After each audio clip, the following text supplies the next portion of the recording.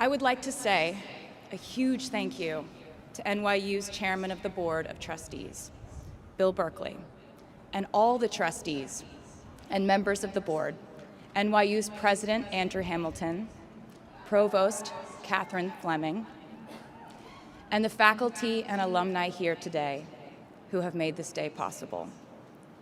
I feel so proud to share this day with my fellow honorees, Susan Hockfield and Felix Matos Rodriguez, who humble me with the ways they improve our world with their work.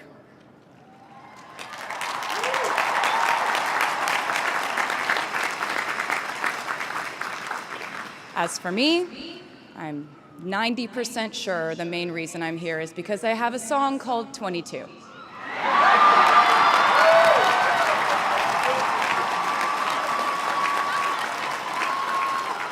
And let me just say, I am elated to be here with you today as we celebrate and graduate New York University's class of 2022.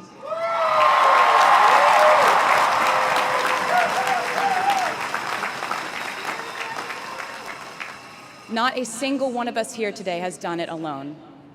We are each a patchwork quilt of those who have loved us, those who have believed in our futures, those who showed us empathy and kindness, or told us the truth even when it wasn't easy to hear. Those who told us we could do it when there was absolutely no proof of that. Someone read stories to you and taught you to dream, and offered up some moral code of right and wrong for you to try and live by. Someone tried their best to explain every concept in this insanely complex world to the child that was you, as you asked a bazillion questions, like, how does the moon work, and why can we eat salad but not grass? And maybe they didn't do it perfectly. No one ever can. Maybe they aren't with us anymore. In that case, I hope you'll remember them today.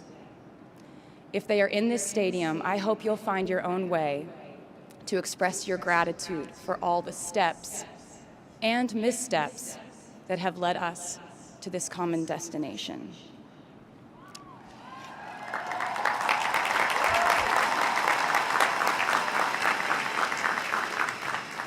I know that words are supposed to be my thing, but I will never be able to find the words to thank my mom and dad, my brother Austin, for the sacrifices they made every day so I could go from singing in coffee houses to standing up here with you all today, because no words would ever be enough.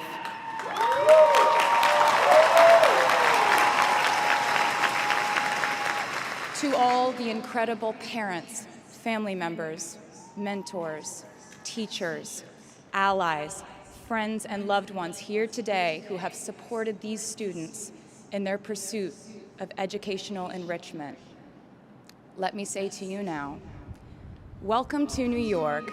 It's been waiting for you.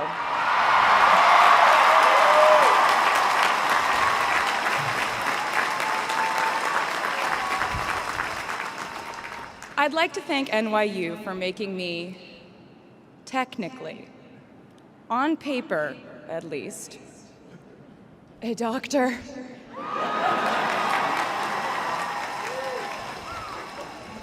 Not the type of doctor you would want around in case of an emergency. Unless your specific emergency was that you desperately needed to hear a song with a catchy hook and an intensely cathartic bridge section.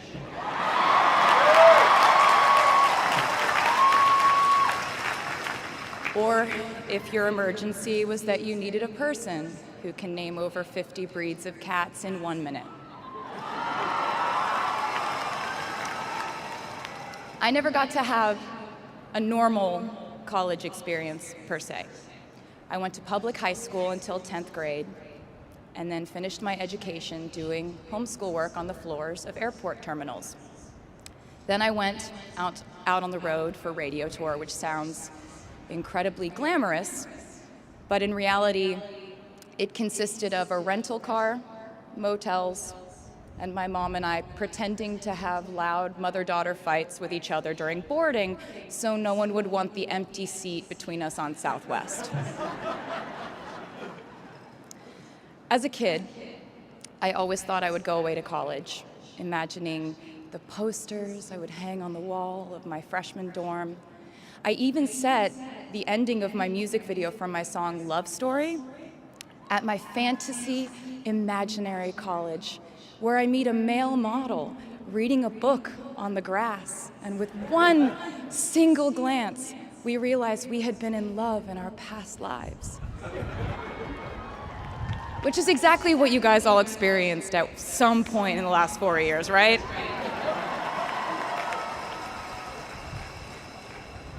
But I really can't complain about not having a normal college experience to you, because you went to NYU during a global pandemic, being essentially locked into your dorms and having to do classes over Zoom. Everyone in college during normal times stresses about test scores. But on top of that, you also had to pass like 1,000 COVID tests. I imagine the idea of a normal college experience was all you wanted too. But in this case, you and I both learned that you don't always get all the things in the bag that you selected from the menu in the delivery service that is life. You get what you get. And as I would like to say to you wholeheartedly, you should be very proud of what you've done with it. Today, you leave New York University and then go out into the world searching what's next. And so will I.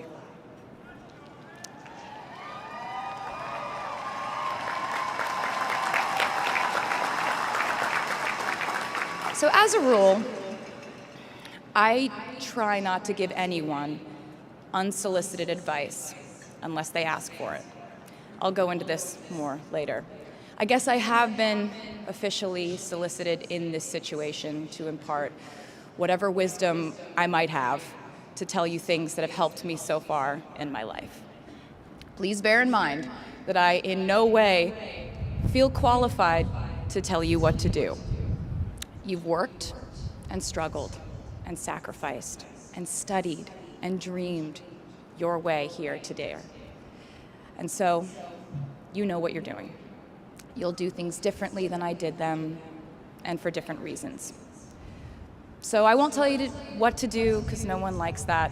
I will, however, give you some life hacks I wish I knew when I was starting out my dreams of a career and navigating life, love, pressure, choices, shame, hope, and friendship. The first of which is, life can be heavy, especially if you try to carry it all at once. Part of growing up and moving into new chapters of your life is about catch and release. What I mean by that is knowing what things to keep and what things to release. You can't carry all things, all grudges, all updates on your ex, all enviable promotions your school bully got at the hedge fund his uncle started. Decide what is yours to hold and let the rest go. Oftentimes, the good things in your life are lighter anyway, so there's more room for them. One toxic relationship can outweigh so many wonderful, simple joys. You get to pick what your life has time and room for. Be discerning. Secondly, learn to live alongside cringe. No matter how hard you try to avoid being cringe, you will look back on your life and cringe retrospectively.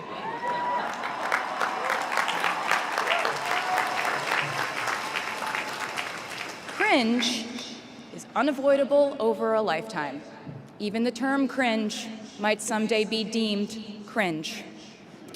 I promise you, You're probably doing or wearing something right now that you will look back on later and find revolting and hilarious. You can't avoid it, so don't try to. For example, I had a phase where, for the entirety of 2012, I dressed like a 1950s housewife. But you know what? I was having fun. Trends and phases are fun. Looking back and laughing is fun. And while we're talking about things that make us squirm but really shouldn't, I'd like to say I'm a big advocate for not hiding your enthusiasm for things.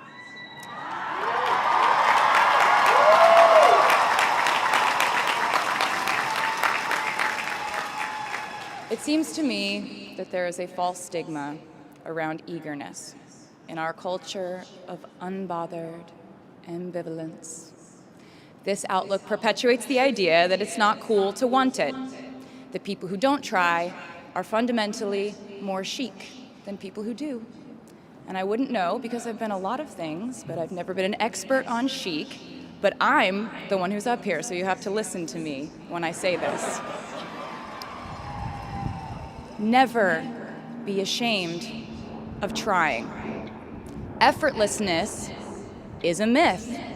The people who wanted it the least were the ones I wanted to date and be friends with in high school. The people who want it the most are the people I now hire to work for my company.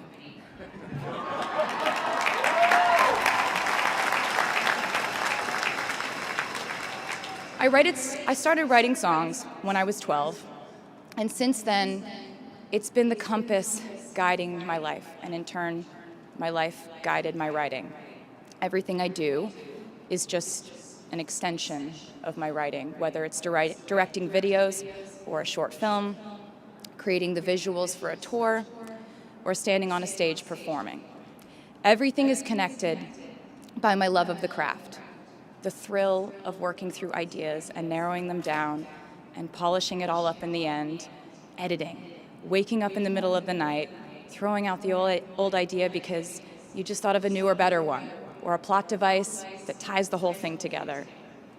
There's a reason they call it a hook. Sometimes a string of words just ensnares me, and I can't focus on anything until it's been recorded or written down. As a songwriter, I've never been able to sit still or stay in one creative place for too long.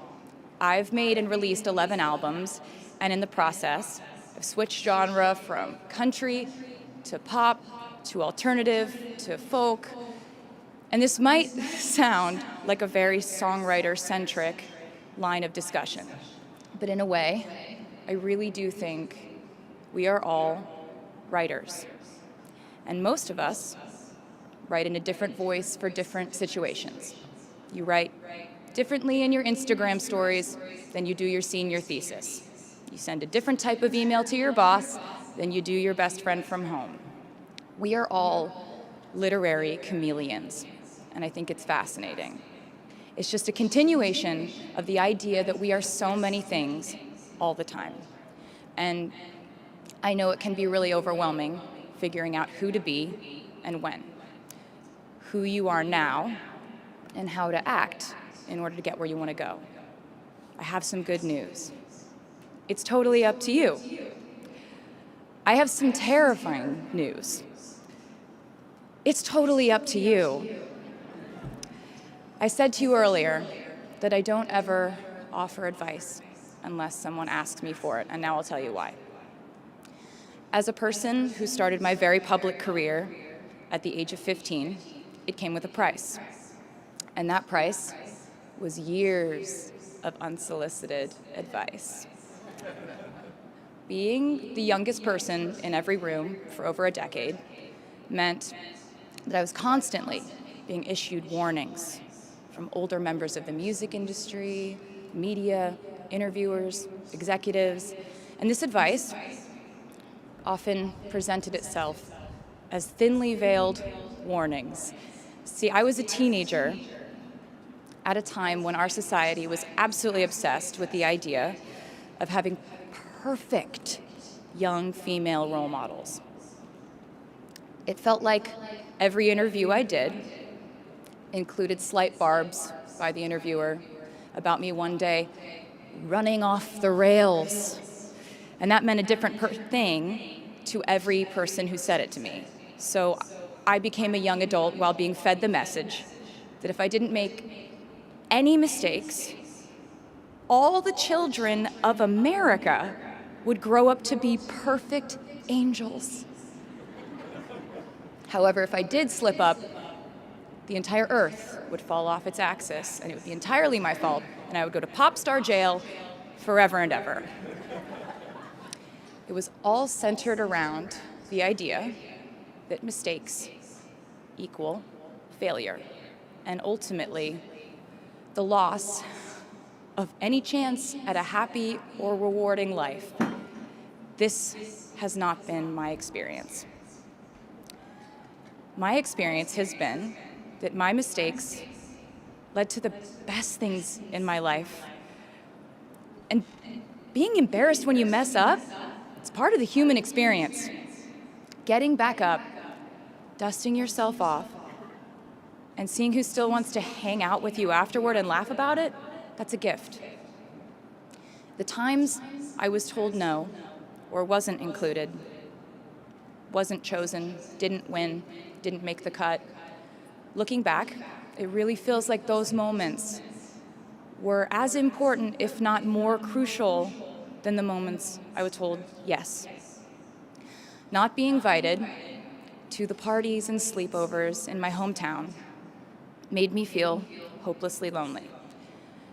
But because I felt alone, I would sit in my room and write the songs that would get me a ticket somewhere else. Having label executives in Nashville tell me that only 35-year-old housewives listen to country music, and there was no place for a 13-year-old on their roster, made me cry in the car on the way home. But then I'd post my songs on my MySpace, and yes, MySpace. And I would message with other teenagers like me who loved country music, but just didn't have anyone singing from their perspective. Having journalists write in-depth, oftentimes critical pieces about who they perceived me to be made me feel like I was living in some weird simulation. But it also made me look inward to learn about who I actually am. Having the world treat my love life like a spectator sport in which I lose every single game was not a great way to date in my teens and 20s. But it taught me to protect my private life fiercely. Being publicly humiliated over and over again at a young age was excruciatingly painful, but it forced me to devalue the ridiculous notion of minute-by-minute, ever-fluctuating social relevance and likability.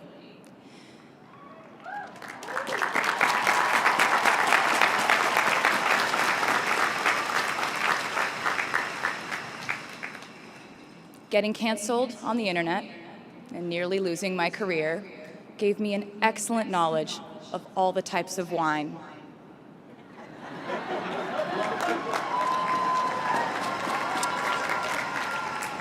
I know I sound like a consummate optimist, but I'm really not. I lose perspective all the time. Sometimes everything just feels completely pointless. I know the pressure of living your life through the lens of perfectionism. And I know that I'm talking to a group of perfectionists because you are here today graduating from NYU.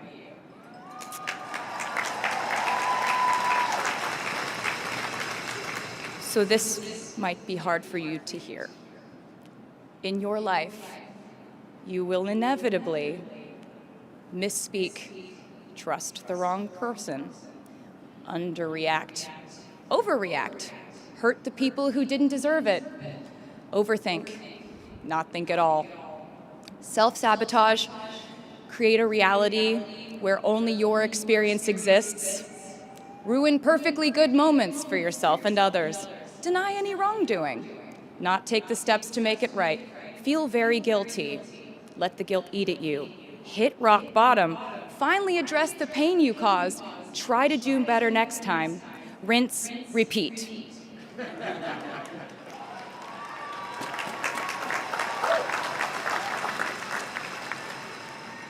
And I'm not going to lie.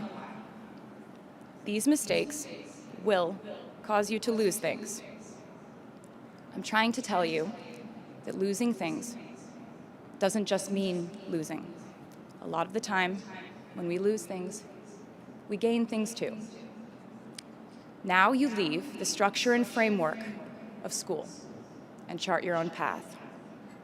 Every choice you make leads to the next choice, which leads to the next, and I know it's hard to know which path to take. There will be times in life where you need to stand up for yourself. Times when the right thing is actually to back down and apologize. Times when the right thing is to fight. Times when the right thing is to turn and run. Times to hold on with all you have. And times to let go with grace. Sometimes the right thing to do is to throw out the old schools of thought in the name of progress and reform. Sometimes the right thing to do is to sit and listen to the wisdom of those who have come before us. How will you know what the right choice is in these crucial moments? You won't. How do I give advice to this many people about their life choices? I won't. The scary news is you're on your own now. But the cool news is you're on your own now.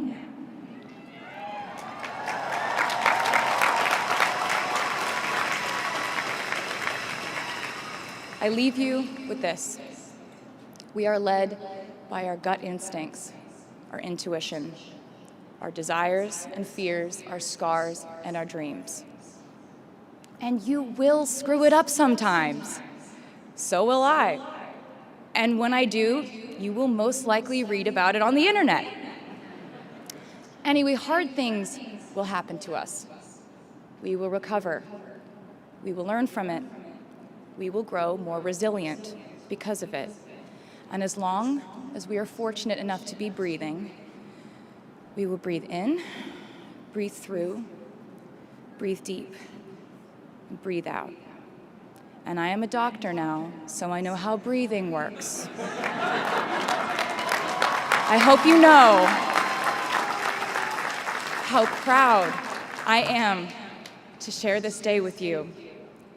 We're doing this together, so let's just keep dancing like we're the class of 22.